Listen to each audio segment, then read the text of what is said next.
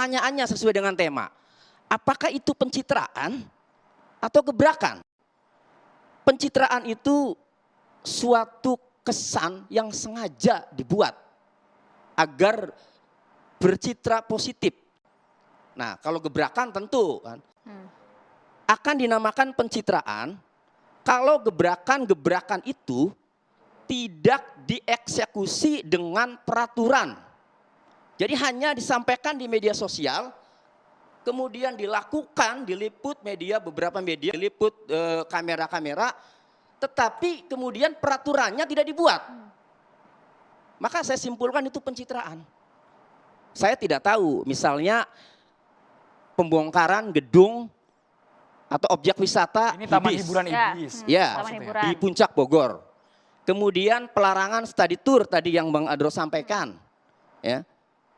Kemudian pelarangan seragam, pembelian seragam, LKS dan seterusnya. Pada dasarnya saya setuju karena saya sebagai orang hukum, ketika ada suatu pelanggaran memang harus ditindak. Pertanyaannya sesuai dengan tema.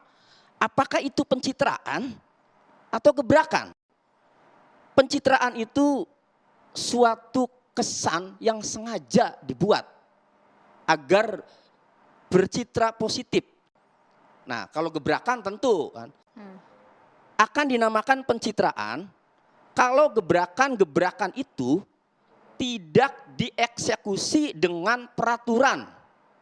Jadi hanya disampaikan di media sosial, kemudian dilakukan, diliput media, beberapa media, diliput kamera-kamera, tetapi kemudian peraturannya tidak dibuat.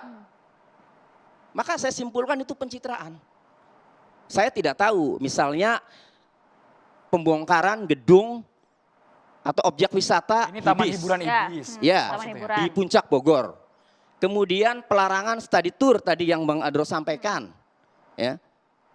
Kemudian pelarangan seragam, pembelian seragam, LKS dan seterusnya. Pada dasarnya saya setuju karena saya sebagai orang hukum, ketika ada suatu pelanggaran memang harus ditindak. Pertanyaannya sesuai dengan tema. Apakah itu pencitraan atau gebrakan? Pencitraan itu suatu kesan yang sengaja dibuat agar bercitra positif. Nah, kalau gebrakan tentu kan akan dinamakan pencitraan kalau gebrakan-gebrakan itu tidak dieksekusi dengan peraturan.